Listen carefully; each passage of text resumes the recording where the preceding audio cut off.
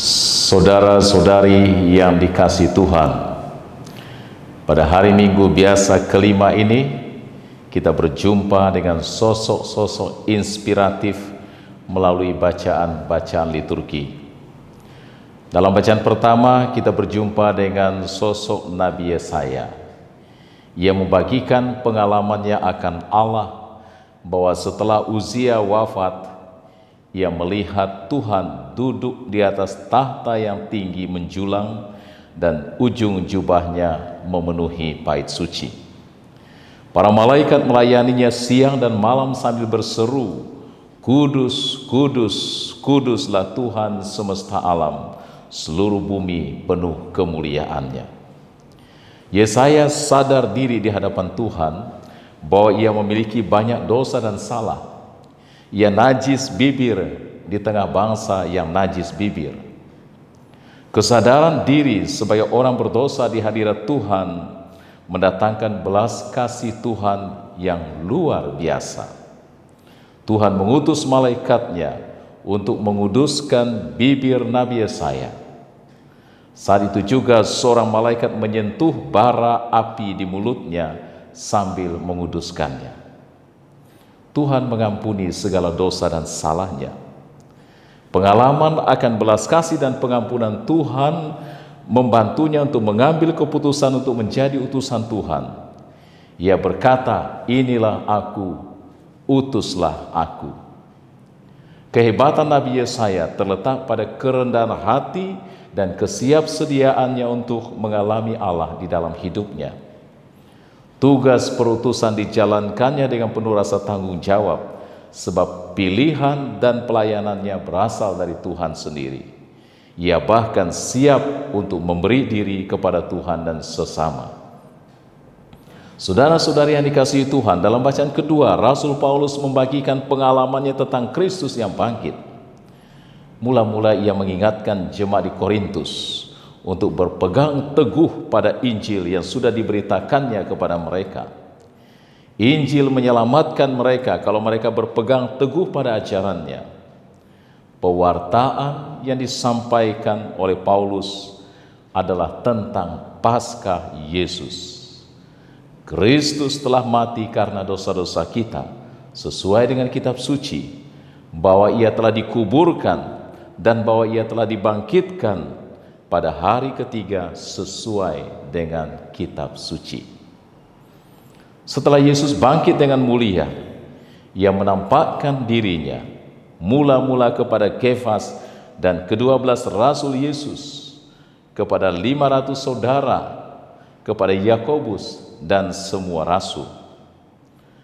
Paulus dengan rendah hati di hadapan Tuhan mengatakan, "Dan yang paling akhir dari semuanya, ia menampakkan diri juga kepadaku, sama seperti anak yang lahir sebelum waktunya.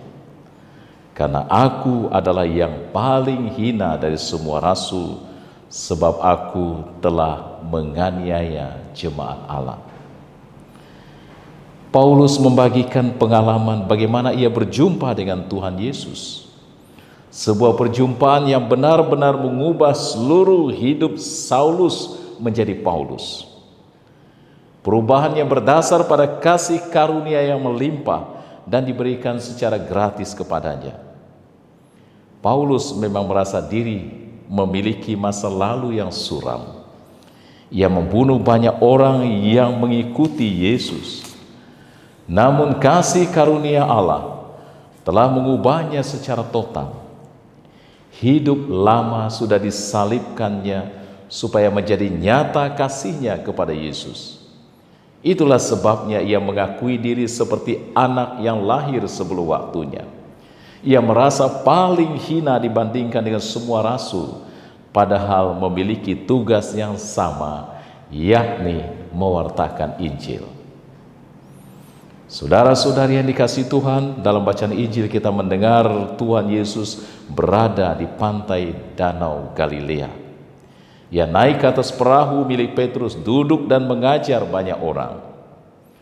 Setelah mengajar, Yesus meminta Petrus untuk bertolak ke tempat yang lebih dalam, duk in altum, Di tempat yang dalam itu mereka akan menebarkan jala dan menangkap banyak ikan sesuai petunjuk Yesus. Petrus berbicara tentang pengalamannya sebagai nelayan kepada Yesus. Ia tidak menangkap apa-apa semalaman. Pengalaman bertahun-tahun menjadi nelayan tidak menolongnya. Karena itu ketika Yesus menyuruhnya untuk menebarkan jala, ia agak keberatan. Ia mengatakan, "Guru, telah sepanjang malam kami bekerja keras dan kami tidak menangkap apa-apa. Tetapi karena Engkau menyuruhnya, maka aku akan menebarkan jala juga." Yesus tidak melihat pengalaman Petrus sebagai sebuah masalah. Ia tetap memberi komando kepada Petrus. Petrus taat, ia berubah. Petrus meninggalkan pengalaman kegagalannya dan berhasil menangkap ikan. Perahu penuh dengan ikan-ikan. Jala mereka hampir koyak. Mukjizat ini berhasil menguatkan hati Petrus dan menyadarkannya akan kelemahan manusiawinya. Ia merasa diri sebagai orang berdosa dan memohon supaya Tuhan Yesus menjauh darinya. "Tuhan, pergilah daripadaku, karena aku ini seorang berdosa." Namun Tuhan tetap dan terus berkarya untuk mewartakan Injil dan menyerukan pertobatan. Kemudian Petrus dan teman-temannya meninggalkan semua itu dan mengikuti Yesus. Petrus tidak akan pernah melupakan peristiwa itu. Peristiwa ketika Tuhan hadir pada saat ia mengalami krisis dan kegagalan. Ternyata Yesus menggunakan saat krisis dan kegagalan itu untuk memanggilnya sebagai penjala manusia. Saudara-saudari yang dikasihi Tuhan, saat-saat krisis dan gagal dalam hidup seringkali merupakan peluang untuk mengalami pertumbuhan rohani yang sejati. Krisis dan kegagalan seringkali membuat orang menjadi lebih matang, dewasa, kuat, dan bijaksana dalam hidup. Kita semua mendambakan kesuksesan. Kita tidak menyukai krisis dan kegagalan. Tetapi kegagalan dan krisis akan semakin membuat kita terpuruk kalau kita hanya mengandalkan kekuatan, apalagi kesombongan diri. Krisis, kegagalan, bahkan salib hidup sekalipun akan mendatangkan mahkota kemuliaan, kebahagiaan, dan kehidupan yang gemilang bersama dan di dalam Tuhan. Paus Fransiskus mengatakan, kebahagiaan bukanlah tentang memiliki hidup yang sempurna, namun tentang memakai air mata untuk menyuburkan toleransi, memakai kekalahan untuk menyempurnakan kesabaran, memakai kegagalan untuk mengukir ketenangan, memakai sakit untuk mengalahkan kedagingan, dan memakai halangan untuk membuka jendela kepandaian.